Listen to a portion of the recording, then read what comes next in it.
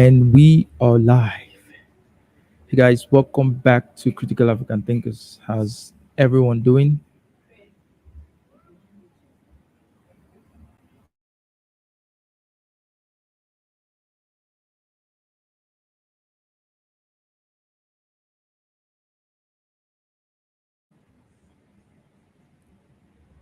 Yep. So we're live. Welcome back to Critical African Thinkers. How is everyone doing? I hope we all had a great, let's say, great week. So we're going to be having another conversation today. Interesting conversation. Just waiting for you guys to turn up to come in so we can have this discussion today, talking about Trump's indictment and the problem with Matt Walsh's take on slavery. You know, um, as we usually do, or as I have taken the habit of doing this period or this time, I'll just do a monologue where I share my thoughts, share my ideas on what I think on this topic. Then I'll open up the stream for other people to call in to share their thoughts as well on the topic. So I think it's going to be quite an interesting one. It's going to be a fun one. The topic of slavery is such a touchy one, and also the topic of reparations is a touchy one as well. Emotions can get high. I remember clearly that one of the very first conversations I had on this channel was debating an African American on reparations, where I was very very much anti reparations. Right, I basically told him that he wasn't going to get any reparations, that reparations were not needed, that it didn't make any sense to me. Right, so yeah, it didn't make any sense to me then. But does it make any sense to me now? Well, my position has kind of shifted a bit. I'm not as staunchly anti-reparations as I used to be, but I'm going to share my thoughts on what I really think about it. But before we begin this conversation, let me just remind you guys about my novel, my crime fiction novel on Amazon. Right, it's still there, and if you haven't gotten a copy, please do get a copy. Right. Um, Let me just see if I can share it on the screen so you guys can see. It's a crime fiction novel on race and colonialism. It's an interesting novel, fun read. At least those who have read it, they said it's a fun read. So the link is in the description of the video. I'm still going to put the link in the description of this chart. I'm going to put the link in the description of the chart now. So if you'd like to get a copy, please do get a copy, right? And when you do read, let me know what you think about it. So let's go back to the conversation. The conversation that we're going to be having today. I think my okay, yeah. So it wasn't my daughter must have taken that up. So Trump's indictment and the problem with Matt Walsh's take on slavery. So Donald Trump has been indicted on 34 counts, charge of falsifying financial records, and with the intention of committing a felony or the intention of committing a crime. So somehow, during the 2016 campaign, there was probably going to be a story about him, about his affair with an adult um, film star Stormy Daniels. You guys all know the story, right? And somehow his attorney Cohen paid her off so that she doesn't come out with that messy information, which may be detrimental to his election, right? To him winning the election, right? And somehow Trump or the Trump organization they were going to reimburse Cohen. There was an arrangement to reimburse him, and such monies that was going to be used to reimburse him was passed off as some legal expenses, right? So, well, so right now they're treating that as okay, a crime was committed, right? He falsified the information. The financial records, the entry into the financial records were not accurate. Those monies were not for legal expenses. Those monies were like hush money payments, right? And because of that, they brought up this indictment against him, and is still going to be standing on that. He did that with the intention of interfering with the election because if such news had come out, it probably would have affected the way the election would go, right? Just as the case with the Hunter Biden story, right? So now, the thing is, I see about this, conservative Twitter has been agog with this whole Trump thing, and they're shouting that this is going to make Trump win the election, right? This is going to energize his base. This is going to open up the floodgates to investigations into other corrupt politicians that, they're just opening Pandora's box, that the Republicans are going to take this very, very seriously. First of all, I think that's all bullshit, right? Because when Trump was impeached the first time, this was the same narrative. Oh, this is going to make Trump win the election, right? Because the base will be so, so energized. But then he lost, right? He lost the election. So, and he's been impeached twice, right? He's lost the election. He's lost a lot of his base, especially with the rise of DeSantis now. Many Republicans are pivoting towards DeSantis, right? So I don't think that this is a net positive for Trump. It probably will make him win the Republican nomination, but I don't see it making him win the general election, right? The other thing that they've been, the Republicans or right wingers on Twitter have been agog about is, oh, this is going to open a floodgate of investigations into other corrupt politicians, especially with Democrats. Well, that's a net positive. I think that's a good thing. If it will take Trump's indictment and possibly conviction for, the politicians to be serious about convicting or indicting other politicians that are corrupt within their midst, that's a good thing. I mean, why have Republicans waited all this while to do anything about corrupt politicians in the Democrat side, right? I mean, with the Hunter Biden laptop story and all the juicy stuff that came out, they did not do anything about it. And that's the problem with Republicans. They're always reactionary. They're not going to be proactive to take any step to do anything. And then they'll scream to high heaven that, oh, the Democrats are doing this. Well, the Democrats are proactive. They know what they want and they're going for it. They're doing exactly what they're playing the politics, right? Why the Republicans are just reacting to the politics. So nothing is still going to happen, right? I doubt that even if I'm sure they're not going to get a conviction for Trump, right? But even if they did, I doubt it's going to change anything. I doubt it's going to change the behavior of Republicans. I doubt it's going to make the Republicans start going after the Democrats as much. It's just going to be business as usual. And someone on Twitter mentioned that while the Republicans aren't going to do anything because they and the Democrats are basically the same, and that Trump is kind of the outsider. So, well, it can happen to him, and nothing really happens. I don't know how. Well, the thing with Trump is a quite an interesting figure, right? I would not say he's an outsider to politics anymore, but I would still say he's an outsider, right? He's been in power for 4 years, was president for 4 years. He has a lot of influence with the Republican Party, right? But still, it doesn't seem like that guy is just a weird guy, and I think he's a lot of trouble for the Republican Party, and I think they really want to get rid of him, and I think they should get rid of him because a Trump with Trump winning, if Trump wins the Republican nomination, the ticket for the Republican Party, they're going to lose. I seriously believe that they are going to lose because many people are just tired of the drama with this guy. It just comes with a lot of baggage, and he's not as inspiring as he was in 2016. His insults are no longer as refreshing.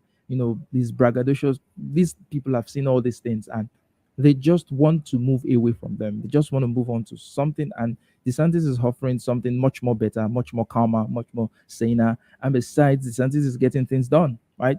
So Trump can complain that, oh, he's been witch hunted, he's been targeted.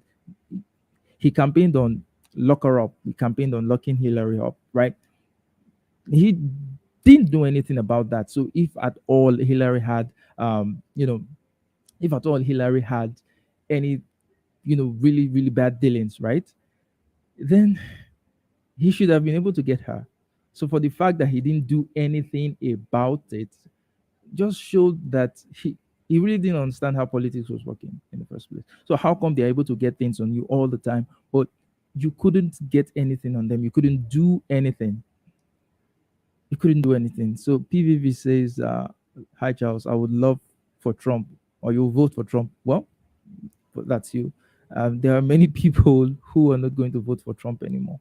And if I were American, I don't think I would. You know, interestingly, when that 2016, I was such an ardent supporter of Trump up until 2020. It was that January 6th that just made the whole thing, you know, start. And then his attacks on DeSantis, unwarranted attacks on DeSantis, just made me think that this guy is not, it's not it. Yeah, would prefer DeSantis. DeSantis is obviously a better choice. I mean, he's just making killer moves, at least with the Republicans. You can disagree with his policies, but he's actually doing something, right? Trump says, I was going to drain the swamp,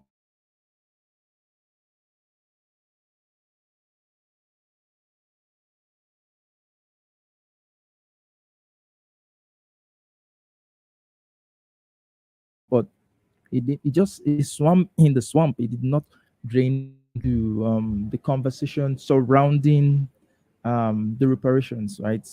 Let's talk about Matt Walsh's take on slavery and reparations. Like I said when I started this stream, I said that one of the first interactions I had on YouTube, kind of a debate slash, conversations, was on reparations with a guy, with an African American, Black is Beautiful, where I was staunchly anti reparations, right? I just believe that, I didn't think that African Americans deserved to have reparations, right? But I'm not as anti reparations as I used to be. I would say I'm more agnostic to it, right? I think if you can make a case for reparations, well, go ahead. So for one, I am if I'm not African American, so obviously it doesn't concern me. But if I were African American, I wouldn't push for reparations. I wouldn't think it was necessary. I would think there are better things, there are better ways for the African American community to push forward with. So I think the whole reparations thing is more of a distraction. It may never happen, even with California that is seeming as if it's going to happen. It may actually never happen, right? On the other hand, if they can make a solid case for reparations, if they can make a solid argument for it, then why the hell not? Why the hell not? So those are my two positions, which may seem contradictory, but they're not. On one hand, I don't really care for it. On the other hand, if they can make a good case for it, well, why the hell not? Now, many of the arguments I've seen against reparations, these are arguments that Matt Walsh, invoked in this video, which we're going to play and then I'll react to. And these are arguments that I myself have used in the past. But I think that there are a lot of plot holes with these arguments. I think that there are a lot of faults with these arguments. There are a lot of about the only arguments that against reparations that I think makes any sense is uh, you were never a slave, right? So why are you getting reparations? To me, that's about the only argument that makes sense, right? The argument of, oh, what about the Irish? What about other? Well, if see, reparations for African Americans does not preclude reparations for any other group, right? So if the Irish want their reparations, they can go fight for it. If they want to make a case for it, well, they're free to do so. No one is stopping them from doing that. But saying that, oh, what about the whataboutism is not a good counter to when African Americans are saying, okay, we want reparations. They're not saying whichever group cannot have reparations, go fight for yours, right? So then also the argument that, oh, but slavery happened all over the world, still another whataboutism. And that's something that I find, that's something about Americans that is very, very interesting, right? Americans will always claim the good stuff to be unique to America. Oh, we're the greatest. That's unique. But when it comes to the bad stuff, it's always, well, it was everybody, right? It was global. It was this, it was that. So I think I think those are weak arguments. So I'm going to play the video of Matt Walsh and his takes, and I'll just react to it as we go. And when I'm done reacting to it, I'm going to open up the stream so that others can call in. Stanley, I'm expecting Stanley to call in, and we just have the conversations from there. So Yeah. So, but let me just take some comments. So, PVV said, I don't think it will happen. I think many reparations. I would rather see investments in the inner city black communities, but it's hard to get reform in the inner city because the politicians. Yep. So yeah, the politicians are the ones that are always screwing things up. PVV says mouthwash is too conservative for me. Well, so the thing with me and Matt, a lot of people think that Matt Walsh is, he's abrasive, he's too abrasive. I don't I don't really find Matt Walsh that abrasive. Maybe because I agree with many of his points, right? So the person that I find really really great in is Jordan Peterson. I can't stand that man. Uh, but with Matt Walsh, I think I agree with most of the things he says, but in this area of the reparations and the slavery stuff, there are some points of contentions. There are some points of disagreement that I have with him on those areas. I'm going to be just sharing my thoughts on those points. So let me share my screen, and we will just watch the video, and react to it as we go. So, yep.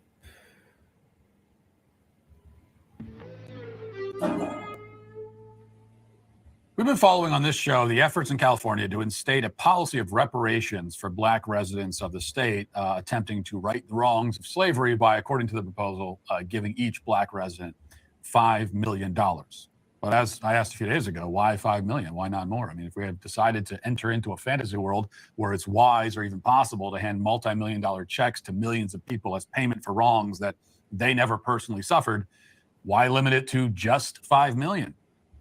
So for me, I think okay, this is a valid critique, but I think there should be an answer to it, right? Why 5 million?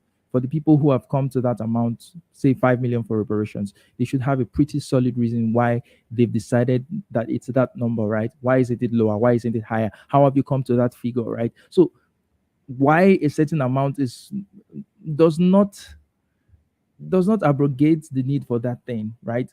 It doesn't it doesn't it doesn't how will I put it now?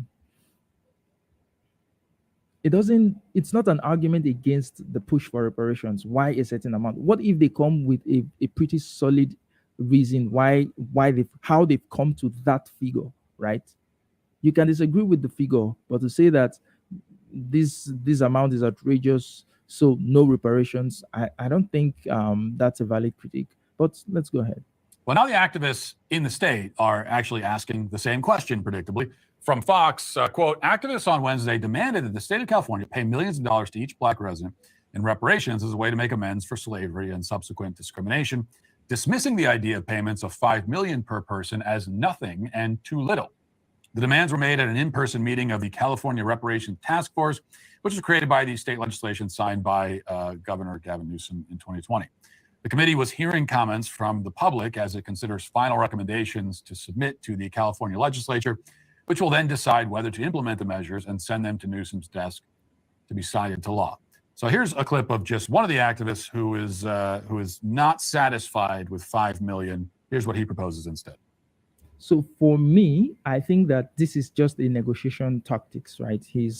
They're trying to negotiate, right? I mean, if you are going into a business deal, if you're going to a business negotiation, each party is going to try to get as much as they want out of that negotiation. So they're pushing the limits, they're pushing it to we want a higher number. And the state is going to say, oh, what number do we think we can fall to, right? Because ultimately it's the government that wants to pay that's going to agree to a certain number. So it doesn't really matter how much the African Americans are asking for. They can ask for 100 million for all I care, but it's still the state that is considering it. It's the state. So other states have not even considered it in the first place. So this state that's considering it. So I just think it's a negotiation tactics. They're trying to negotiate for more to see if they can get more. Can you fault them for wanting more? Well, I don't think you can fault them for wanting more. So that's that. Let's continue. Reparations are overdue for all foundational Black Americans. Foundational Black Americans that were killed for nothing, babies taken away from mothers, fathers killed for protecting their families, and families broken up on purpose for a profit. Medical genocide, unjust laws, and just plain out brutality.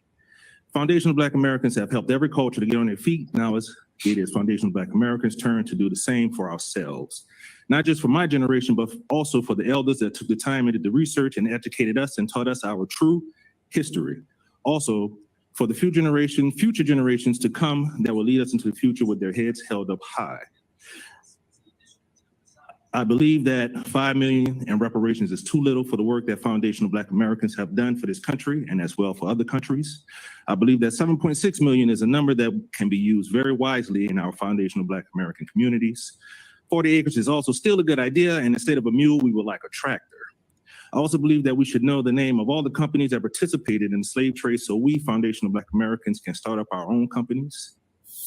5 million isn't going to cut it, but 7.6 million. Now that would be useful. That extra 2.6 million, that makes all the difference. Yeah, so I think I still agree with Matt on this point. I mean, how did you come about the 7.6 million? I mean, how did you arrive at that being the number that would just be sufficient for the reparations itself? So I'm hoping that this guy has a pretty solid reason for that number, right? But I think that number can vary or differ from person to person. But how did you come to that number? Interesting to find out how they came to that number. You know, the oppression doesn't really start wearing off until you get into the $6 million range. And by the time you're at 7.5 million, it's almost entirely gone. And by that, I mean, it's not gone at all. Because as we know, since we're talking about foundational Black Americans, whatever that means, we do know that one of the foundational beliefs of the modern left-wing race hustler is that America is systemically, inherently racist in ways that are mostly invisible, and that Black people will always be oppressed no matter what happens.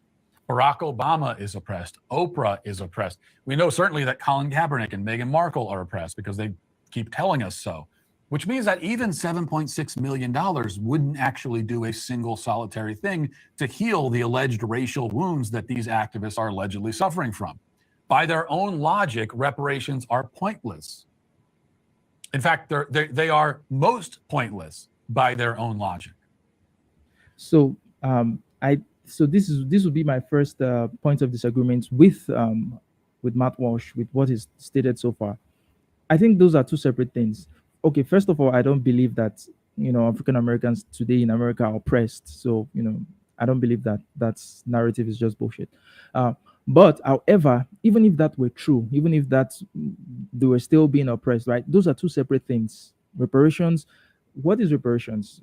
Let me just get kind of a definition. Reparation, it says monetary or other compensation payable by a country to an individual for a historical wrong, right? So monetary compensation for historical wrong. So that is different from the way people are being treated currently, right?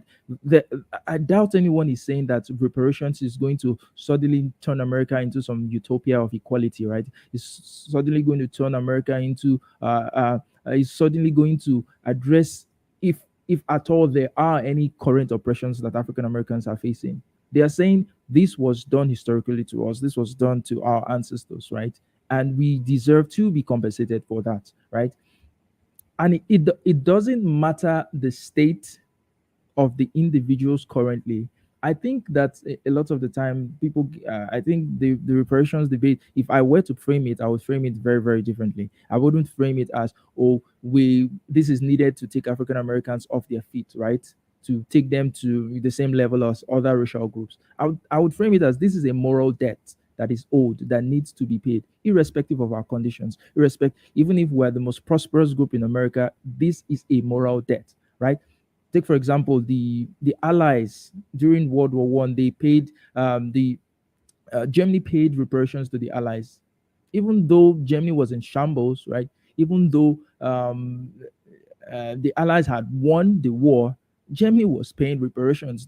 Obviously, the Allies would have been in a better economic position at that time, but they were still demanding reparations from the Germans, right? Why were they doing that? Because Germany had done something wrong. They had done something terrible. They had to pay for what they had done, right? So it didn't matter the economic conditions relative to each other. It didn't matter that the German economy was struggling at that time. So also Germany also paid reparations to the Jews for the terrible things they did in World War II, right?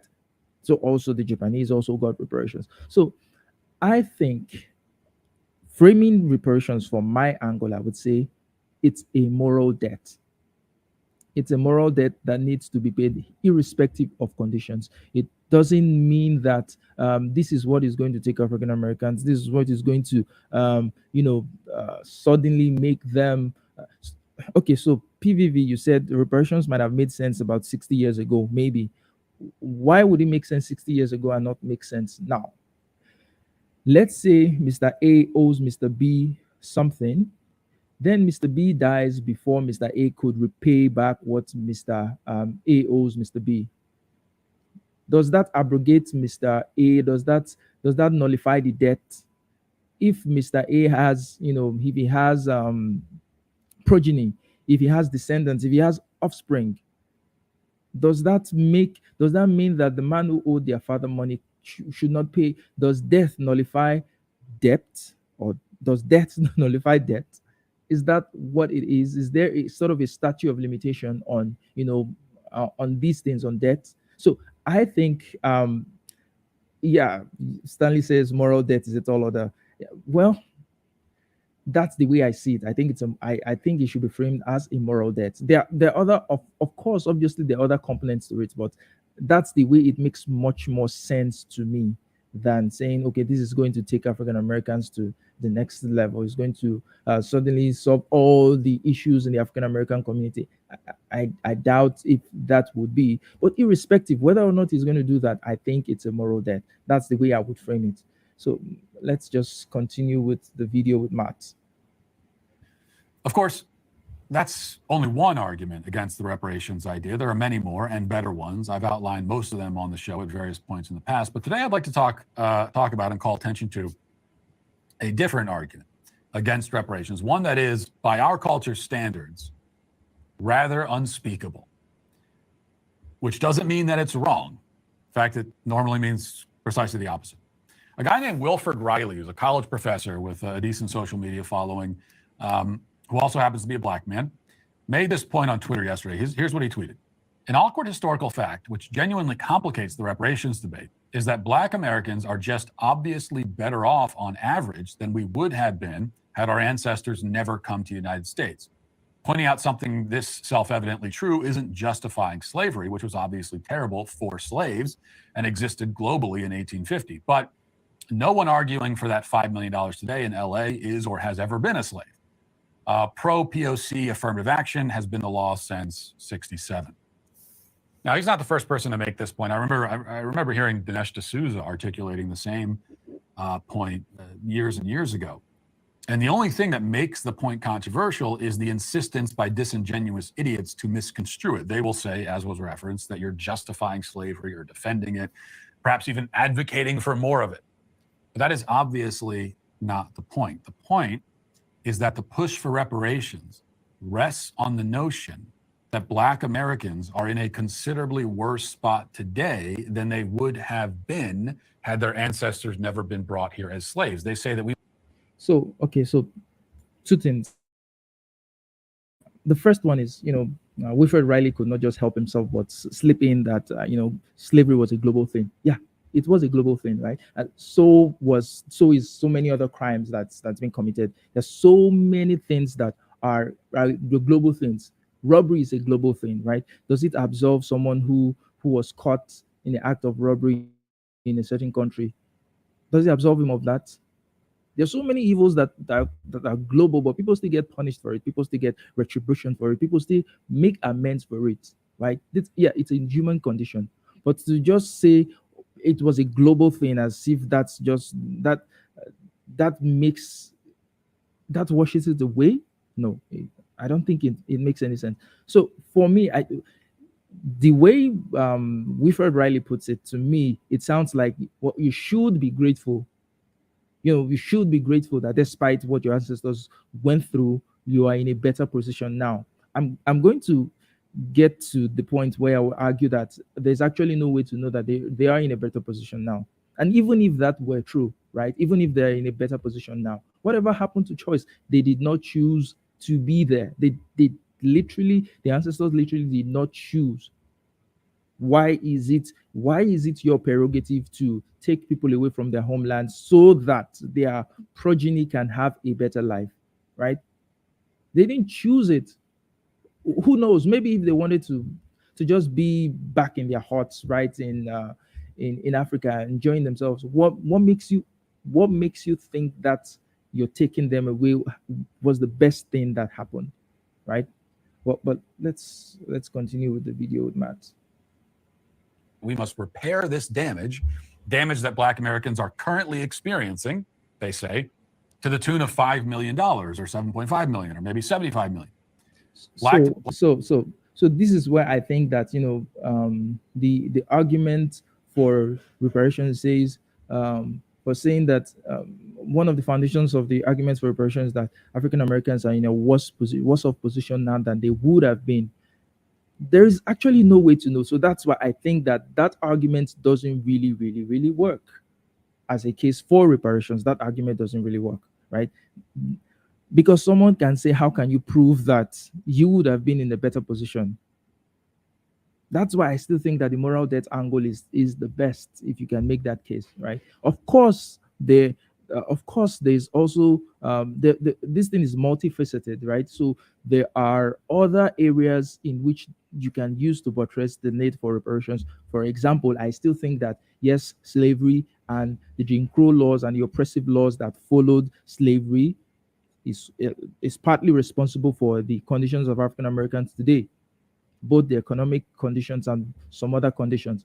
It's not totally responsible for it, but it is a factor, right? You can't wish that away, right? African Americans were they were in bondage for far longer than they've been free in the US. So you don't expect people who had been in bondage for that long to automatically be at the same level with every other group who did not have that same history.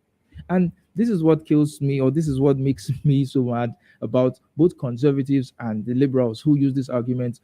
One side says that the reason why African Americans are like this is because of slavery and Jim Crow and all that. The other side says, well, you've been free, you've been free for since the 60s. There's no longer discrimination. This is the 60s and all that legal discrimination since the 60s. Why have you not caught up? Someone like Charles Murray would say that, oh, the government has tried every policy, but it's still not working. It's just their IQ because they're just not smart enough. But the 60s till now, is just about 60 something years. Do you really expect a people who were, do you really expect the people who were enslaved for centuries, then followed by decades of legalized oppression? Do you really expect them within 60 years to be on the same footing as other people? That's a pipe dream. It doesn't make any sense. And also on the other hand, even if all conditions were perfect for African Americans right now, right? Even if all the laws are equal, right? Do we also really expect that they would be on the same footing?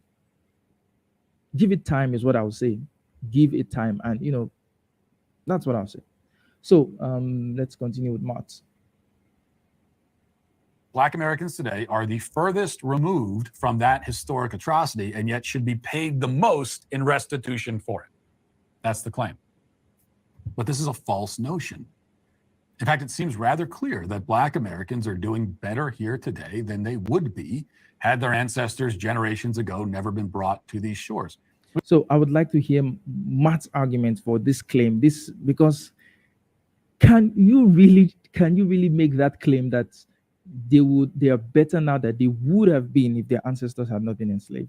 I mean, that's an alternate history, right? How are you supposed to know something that never happened? How are you so sure? How can you categorically say that they are definitely better now than they would have been had slavery never happened? That's an unfalsifiable statement. You can't be sure because it never happened. Let's go on. We can prove this point by simply asking which African country anyone asking for reparations would prefer to live in. The answer, of course, is none of them. Now, you might offer the rebuttal that if slavery never existed, if we're reimagining history without that institution at all, then Africa itself would be in a better shape, better place, and better shape. And maybe indeed Black Americans would be better off there.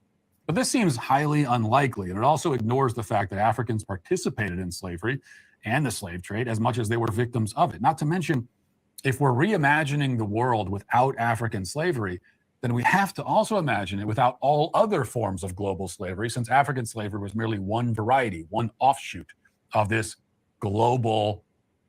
So that argument again, it happened all over the world, which I think is a bullshit argument. So now to the point, conservatives always like bringing up, oh, Africans were complicit in the slave trade too. Yeah, good and fine. Nobody is saying that it's totally a Western thing. It was totally a Western fault. But you've got to ask yourself, if there was no market for this thing, right?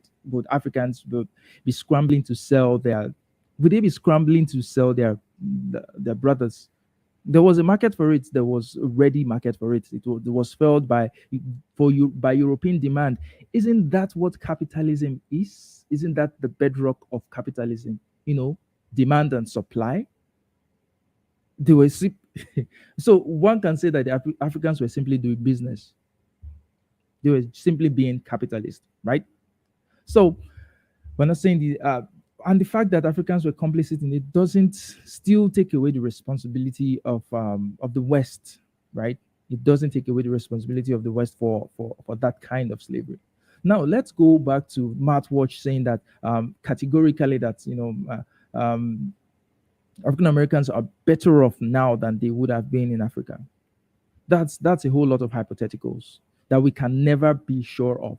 But let's also look at what happened on the continent of Africa, right? About close to 13 million Africans were, were removed from the continent of Africa throughout the period that slave trade was legal. So that was a massive drain on, on the resources, on the human resources of Africa, followed by, the exploitation of, the natural resources that still, in a way, continues till today. I mean, look at the mines in Congo and some other things that are going on, right? These things still happen, right? Then, after the end of the slave trade, the European powers decided to colonize Africa. So it seems like what was done to the blacks in America was done to the blacks in Africa as well.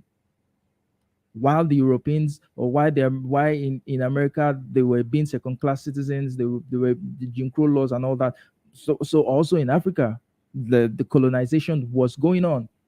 And many African countries, most African countries, got their independence in the late 50s to early 60s, which is still about 60-something years, about the same time that African Americans have been sort of free or have their civil rights, their full civil rights in America. So do you really expect that in 60 years, right, that Africa would get its shit together? Now, we as Africans, we really don't like we don't like the blame game. Many of us will tell you that, oh, our problems is, our politicians are the problem, right?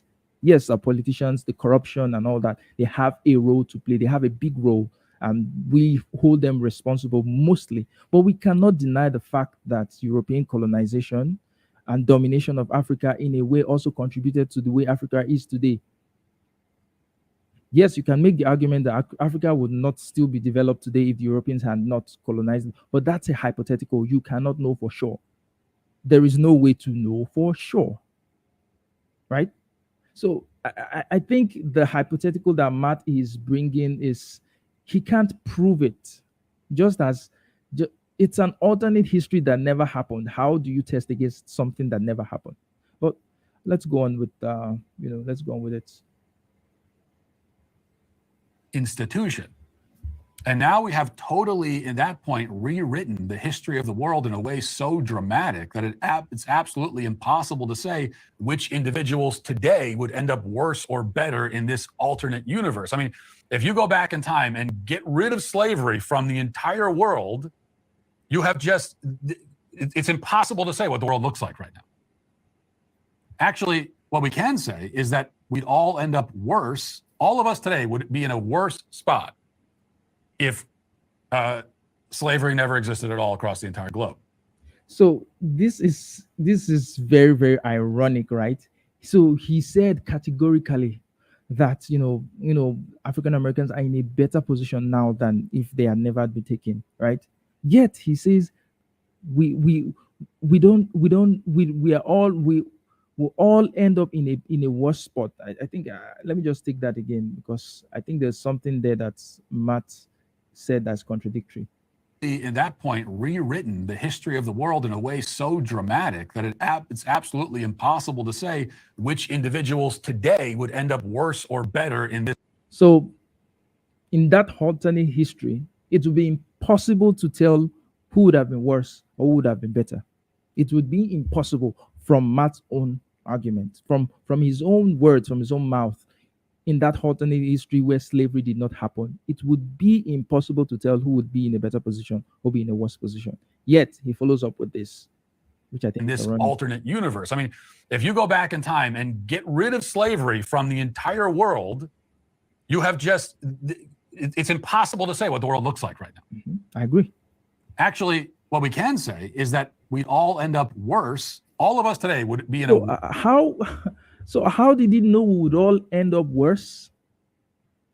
A few minutes ago, you said it would be impossible to tell who would have been in a better or a worse position. Now you are so certain that we would all have ended up worse. That seems contradictory to me, but go ahead. a worse spot if slavery never existed at all across the entire globe. Because a change that significant would likely shift the course of events in a way that would mean none of us would even exist. It would be a world full of other people Possibly. who are not us. Possibly. So I know that I benefit today from virtually everything my ancestors did and everything did to them, because if any of that had not happened, there's a very good chance that I never would have come into being. And as I see it, I benefit from being if the other option is not being. So where do we land after all of this? It's absurd. Once you get into this conversation of, well, let's get rid of this whole huge part of history and then try to figure out the equation of who's better off, it becomes immediately ridiculous. And what does that mean for the reparations discussion? Well, it means that the discussion is totally incoherent and stupid. It means that any reparations plan is an arbitrary policy resting on a whole series of totally unsupported and wildly speculative assumptions about the way things would be right now if they weren't the way that they actually are. And the best we can say about that assumption, the assumption that blacks in this country are worse off today because of slavery, is that it is a baseless theory. But what we can really say about it is that it's a dubious conclusion based on fanciful and pointless hypotheticals. So, yeah, I agree. It's based on hypotheticals. However, your situation, Matt, is also an hypothetical. The situation that Matt has painted out, that would have all been in a worse situation than we are currently. Nope, that's a hypothetical. What makes you so certain? Okay, so he brings it to say why he believes that would have been worse than we are today would never have existed. How can something that's never existed experience anything that's good or bad? It never existed, so the concept of it being worse or better doesn't even come in the first place. That's a useless, that's a stupid argument from Matt to say that because if we had never existed, we would have been worse off. Well, you never existed, so what's the concept of you that would have been worse off? There is no concept of you to be worse off or to be better because you never existed. So his argument is self-defeating. It doesn't make any sense. And for him, he thinks that's the gotcha moment. He thinks that's the point where he's landed the punch. But that's the weakest part of his argument. It literally doesn't make any sense. So maybe this all brings us to a different conclusion. Whether you're black or white, if you want reparations for the wrongs committed against your ancestors who you never met, you can have them. You can have your reparations. In fact, you have them right now. Your reparation is that thanks to the way history unfolded, good and bad, you now get to live in the most advanced and prosperous civilization in history. and you get to enjoy a life of luxury and comfort that would have been unthinkable to the vast majority of humans who ever lived and even live today. If you are listening to my words right now and you live in America, congratulations, you are in the 1%. Okay, so this argument is also a very, very common one. The argument is that, African Americans are better off. They are the most prosperous African group in the world today. Granted, that's true, right? But why should African Americans be compared to other African groups? They're literally not the same people, at least currently. They're literally not in the same country. Why don't you compare them to other Americans, right? That would be a fairer comparison. How are they faring compared to other American groups? That will give you an idea of how well they are doing, right? So if compared to on average on average Americans are wealthier than most other countries in the world. So that's expected, right? You do not expect third world level kind of wealth with people in America. But what is poverty in America might not be what is poverty in other parts of the world. So you have to compare apples with apples and oranges with oranges. You can't compare apples with oranges. You can't say because African Americans are the most prosperous African group people descending from Africans today, therefore their conditions is automatically better. What if they are the lowest rung of American society? So when they look at themselves within American society itself, because that's how they're judging themselves against other groups, and they see that they're not doing as well. Your argument of saying, well, you are the best, you're the most prosperous African group, it just flies, it doesn't make any sense to them. Because why can't I be as, why can't I be as powerful? Why can't I be as rich? Why can't I be as influential as the other groups in America? That's where the comparison should be, not that they are wealthier than the Africans from other countries. And of course, they are. They are in America, right? So, still, well, You are probably in the 1% of the 1%. And of all the people who have ever existed on the planet, you are easily wealthier and more comfortable than 99% of them. You also have more freedom than 99%. so if I were, let's say these are company, right? You're holding a position, maybe you're holding a managerial position in company A, and there's another managerial position in company B, similar position, right? They're paying different salaries because they are not the same company. But let's say within the same organization, right? There are two managers, right? Doing the same job, having the same job description, but then the pay disparity is so wide that it's ridiculous. Are you going to tell me that even though your pay being low in this company, your pay being, compared to the other company, your pay is higher than people from the other company, but compared to your colleague within this company, it's ridiculously low? Who are you going to be judging yourself against? You're not going to be judging yourself against the other company. You're going to be judging yourself against your colleagues in your company, right? So let's make our comparisons fair. I don't think Matt was being fair in this comparison. 9% of them. More opportunity than 99% of them. In fact, no matter who you are virtually guaranteed a stable and successful life if you simply graduate high school, refrain from committing any serious crimes, refrain from using hard drugs, work moderately hard, and get married before you have children. That's it. Do all of that. We're talking about the bare low effort minimum. Do all of that, and you will certainly not end up homeless. You will certainly not starve in this country. You will certainly not die of exposure or malnutrition. And you have an extremely high chance of living a well-adjusted, relatively happy, and comparatively prosperous life. Doesn't mean you're going to be a millionaire. Doesn't mean you're going to be wealthy by American standards, but you'll be a comparatively prosperous life. The world has never given more in exchange for less. That is a fact. And that is your reparation. All good advice, but I ask myself, what does that have to do with reparations? I mean, that applies to anybody. That applies to everybody in America. Everybody should, strive for. And this is why I keep saying the best way to frame this reparation is to say it's a moral debt, so that things like this that Matt is saying, as if it's supposed to be sort of a tool for economic prosperity. I don't care. People like Coleman Hughes would argue that, because they are they're wealthy, that they are a wealthy black person, that they shouldn't need reparations. To me, it shouldn't be about how wealthy or how poor you are. I think it's a moral debt. If I were to be, you know, fighting for it, I wouldn't frame it in terms of economics. I will frame it in terms of, this is a moral debt. This harm doesn't even have to always be physical. This is a psychological harm. This is an emotional harm. This is a historical harm that was done to us, done to our ancestors, and these things have repercussions for us today, and we're not ready to frame them in terms of economics. That's the way I'll put it. And to me, that makes more sense than saying, oh, well, reparations is going to somehow make African Americans on equal economic footing with other groups. I doubt, even with all the monies that's going to be, if reparations ever comes through, which I don't think it will, but if it ever comes through with 5 million, 7.6 million, as is being proposed, I doubt if it's going to do anything to, to, I doubt. I don't know, but there's no way to know. Anyway, that's also a futuristic thing, right?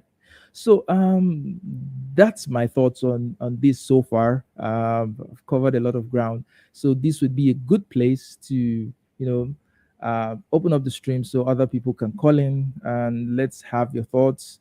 I've given my thoughts on this. Stanley, Steve, respecting you guys to call in, PVV, and everything, you can call in and let's have a conversation. Yep. So wait, so let me just go through the charts. Let me go through the charts and see. Let's see. All right. So before the link is in the comments, so you guys can call in and let's have a conversation. Remember, my book is still on Amazon. I don't know why I don't usually talk about this book, but it's a really good book. Guys, go check it out. I also put the link. The link is in the description of this stream. Is also in the chat itself. Please get my book, read, share your thoughts on it, give it a star rating, comment on it, or whatever you have to do. You would really love it. It's a crime fiction novel, but also features a debate on race and colonialism. So you are going to like it. So let's go back. Yep. Where's Stanley? Stanley, calling. Oh, okay. PVV says he'll call in. So I'm expecting your calls. I'm expecting your calls, guys. So let me put the link again. And let me take comments one after the other. So, yeah. So, PVV. Okay. All right. Stanley's in. Good. Hey, Stanley, how you doing? You're muted. You're muted. Can you All hear right, me? yeah, I can hear you now. Welcome to the stream. How are you doing? This format, Yeah. keep doing it. Oh, thank you. No, I'm not kidding. I'm going to sound like I'm being sycophantic, but your thoughts are more interesting. Keep doing this. Thank So, you. anyway, I'm done fawning over you. There's pretty much nothing I disagree with what you said. I did write notes. Um, one thing I want to point out. Um, I was born in 1965. The Edmund Pettus Bridge, and it came to mind today. Um, they were still beating the shit out of black people in America the year I was born. So that's 58 years ago. So, your point, this isn't white people didn't own slaves. This is a U.S. government that existed since 1776. No one's blaming individuals. The government sanctioned it. So, I don't think you can beat that point. The government's responsible. And yeah, you can go back to we the people and all this stuff, but oh well. Um, Individuals had nothing to do with it. If you think about it, hardly anyone had slaves, total population. So I want to ask you, and I'll put the link in. There's a book I want you to read, Charles. All right. It's called Trouble in Mind. It's black black Southerners in the age of Jim Crow. It is literally a book that was written about 15 years ago, maybe 20 years ago. You won't be able to finish it, but it might give you an idea of why ADOS are so pissed off. I have to read like 2 or 3 pages a night. I've been working on this book for like 2 months. No, I didn't grow up then, and my parents didn't, who are still alive, born in the 40s. They didn't go through, exactly the same. But just read the book or attempt to read the book, read some of the vignettes in there. You will understand why this is a big deal in the ADOS community. So I'll stop there and I won't take up your show. But it's not just, we're mad because we're not that rich or we're not catching up. You go back and read some of this stuff. This ain't people making shit up. So, Hey, Peter, what is welcome to the up, conversation. dude? Hey guys. Hey, it's been a while. Yeah, it's Yeah. been a while. I watch your video. I always watch your videos, but I don't always catch you live. Oh, good you caught me live today. So, Yep. So let's hear your thoughts.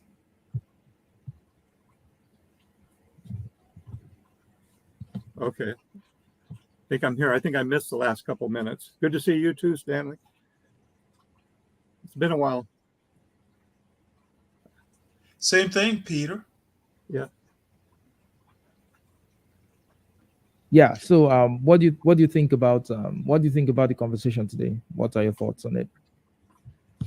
I don't really care for Matt's arguments. I agree with you that his arguments aren't good arguments. I don't favor reparations because I just think it's too complicated. It's been too long. It's too hard to, like, I don't even know, like one of the things I mentioned in the comments, I don't even know how many blacks that are in America actually are descended to slaves. I mean, certainly a lot are, but there are a lot that have come here like in recent years, even, the last 40 or 50 years. The irony is that I would actually benefit from it because my kids are technically black, right? Even though, if you look at me, that sounds ridiculous, but you know how it is. Well, no, you might not benefit from it. No, I mean, my kids are. They might not. They might leave you. No, but we're very close. we're very close. So we all live. I mean, my kids are grown up, but we still live together in the same house, And They might buy you a new guitar, and that's about it. they might buy me a guitar and maybe a 2-acre farm in Idaho or someplace like that. But yeah. So my question to you, Peter, would be, if your issue with reparations is that it's too complicated, right? We can't figure out who exactly is who and all that. Isn't how life is? I mean, there are so many complicated things in life that we figured out how to come to a reasonable solution, right? So should we just give up things that we need to do because they are quote unquote too complicated? Do you think that's a valid reason to shelve the idea of reparations? Well, let me say, I don't think it's just, I wouldn't say just because it's complicated, right? if it were complicated, but you could establish a clear link and a clear justification legally and morally, then it would be worth whatever complication you had to go through. But what I mean by complicated is I think there's so much time that's passed that I don't think it would solve the kind of problems that people think it would. I mean, I think you really would, you would have to find out like who, you'd have to establish a link, I think, like show me how you were harmed. Right? Like, so some people probably could show harm, right? They could say, my grandmother was a slave. Here, her name is whatever her name is. Here's where she was enslaved. Here's the person that enslaved her. This is what they did. But then you might have somebody that moved here like last year from Nigeria, right? And might be very wealthy, and it's hard to establish justice. And then what is your goal? You have to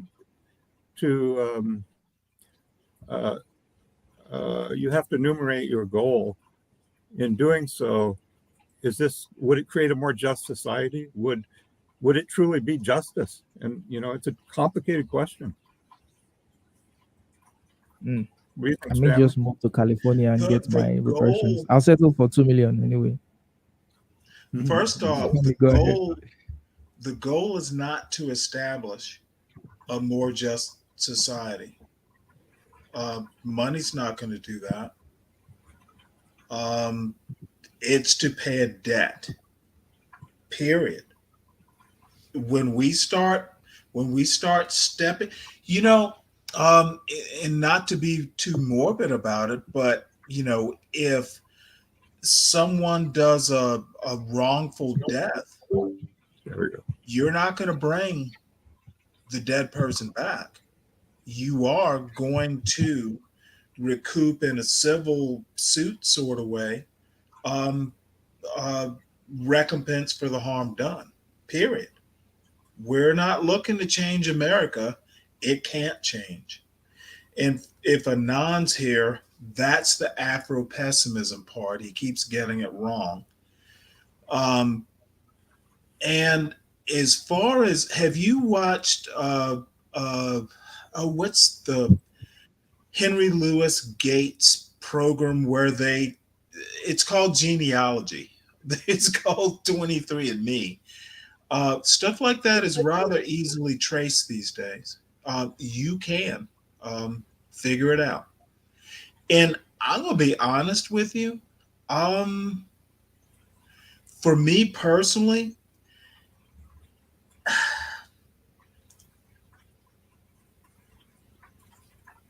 America needs to change. It was founded in a certain way. It can change.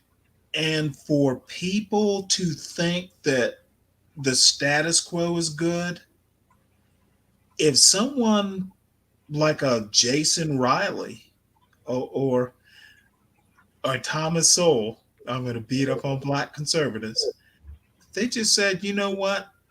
We can do better. I've never heard that from Thomas Sowell. So, I'm okay.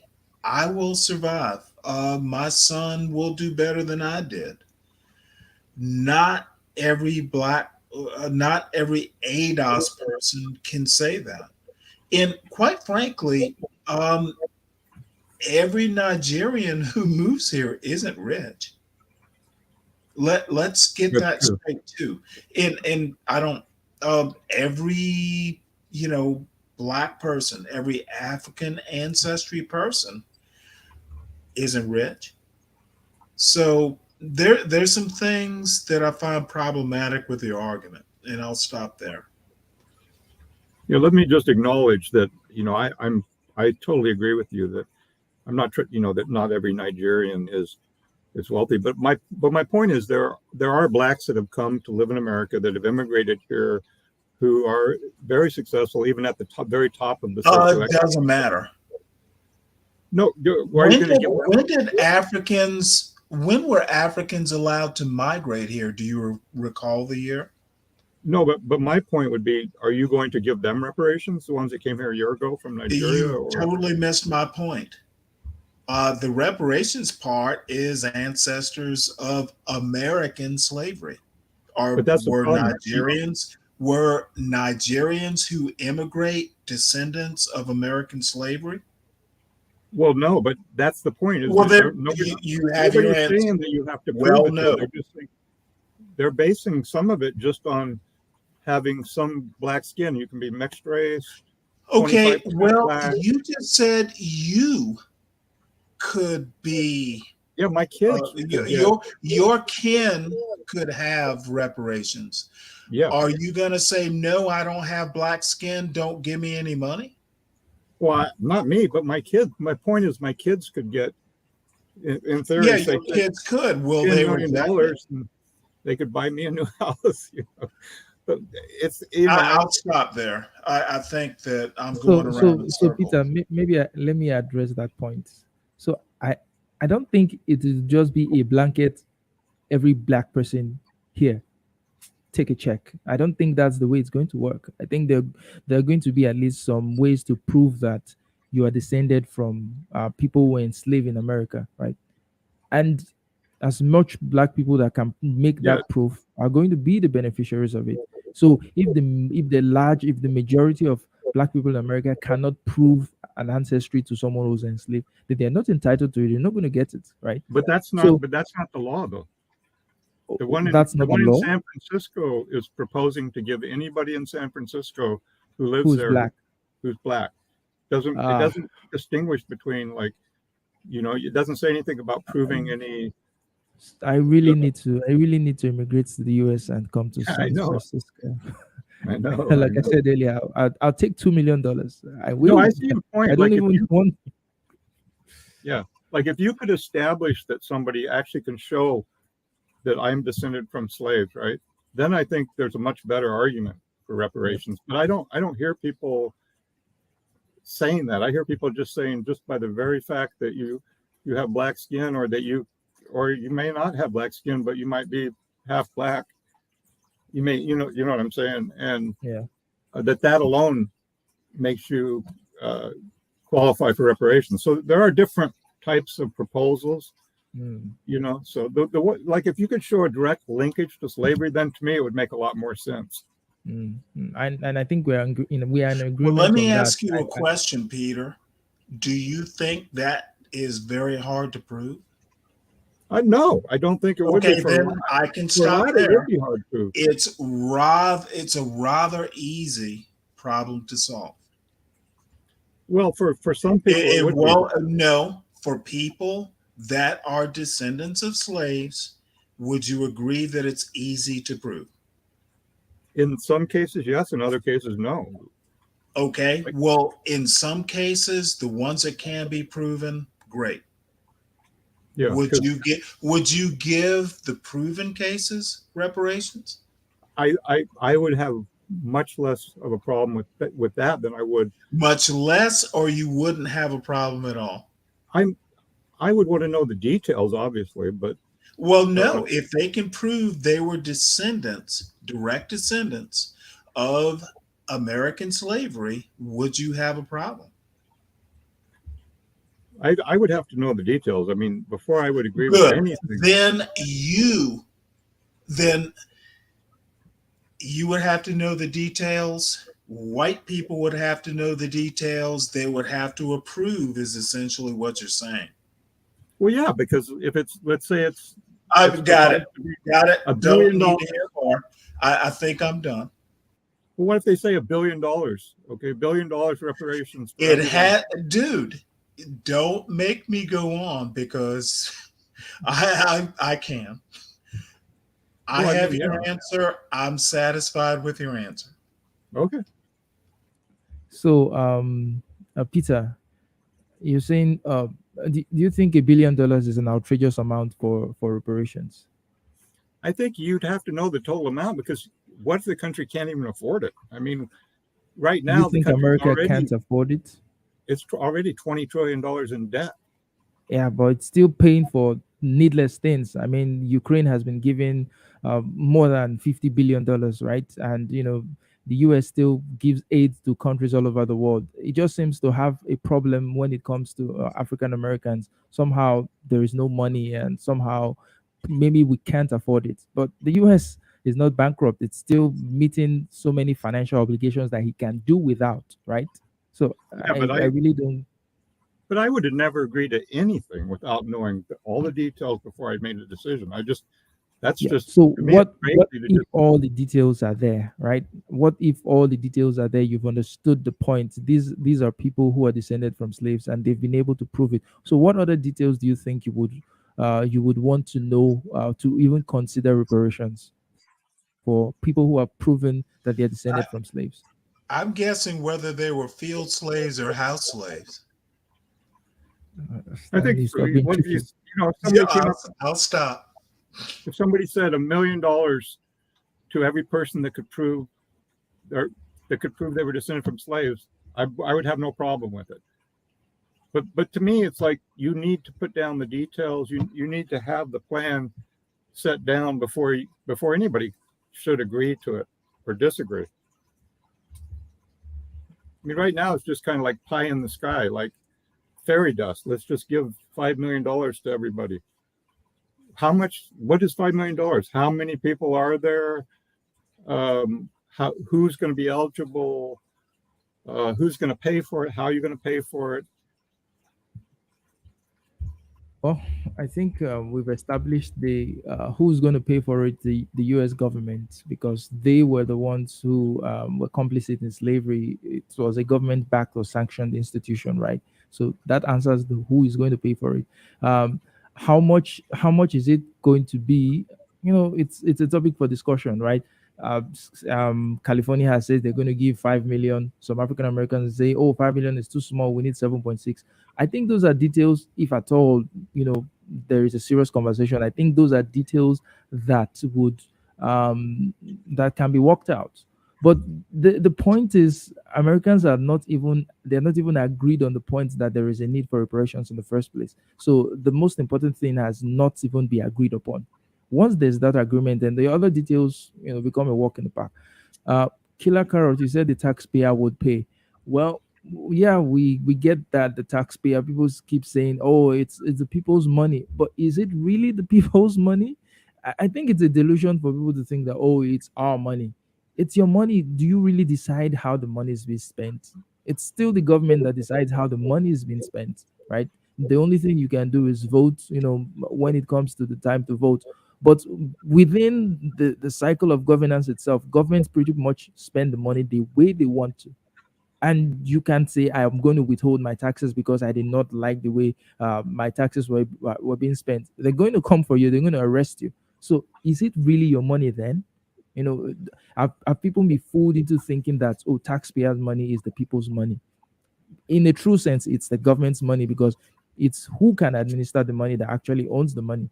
You can claim to own the money, but if you can't do shit with the money, is it really yours? So, and this taxpayer argument still goes out the window when we know that the US can spend for other things. They can spend for other things, like even with the pushback with the Ukraine stuff.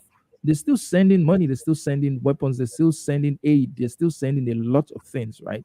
So how are they able to push that through with the resistance from the American public? How are they able to push that through? But once that resistance comes up for reparations, they'll just give up. Like, well, we tried, we can't do anything. The taxpayer says we can't do that, but they totally ignore the taxpayers when they have to do other things. It just seems hypocritical to me.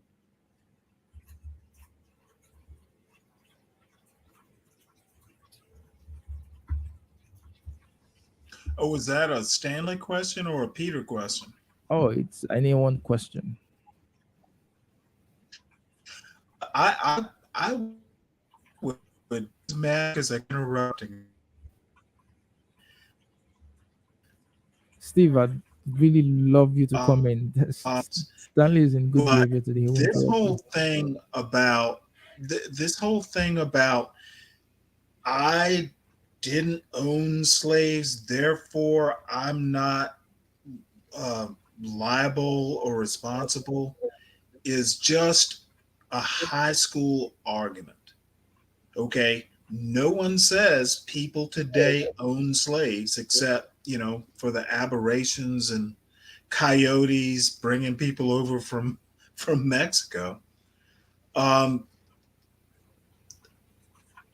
the taxpayers um, is it's a good way to frame the argument, but the U.S. government was basically formed in 1776. I like 1787 better. However, um, everyone has benefited from slavery. Thomas Jefferson, George Washington, and about 56 or so of the constitutional framers had time to write a constitution or a declaration of independence or think great thoughts because they didn't have to plow their own fields. They didn't have to build their own houses. This country was literally founded rhetorically because Thomas Jefferson didn't have to go and plow the field every morning.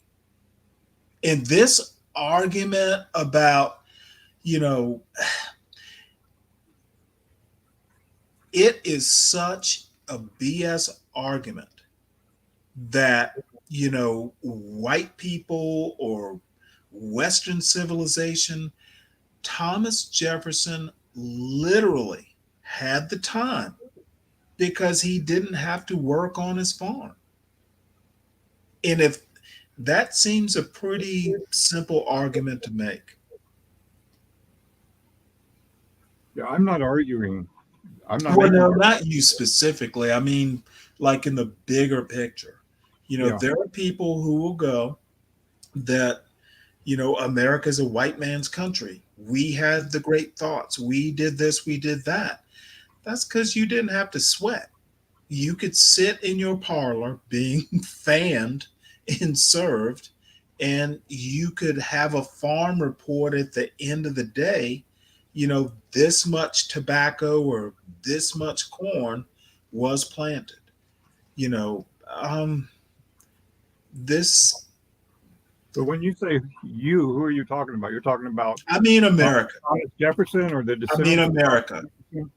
Like, at I least mean, know. every one of us in America, all of us that are benefiting from 1776 or 1787, we've all benefited. And I'm going to argue that white people started benefiting pretty much from 1607. Black people, maybe in,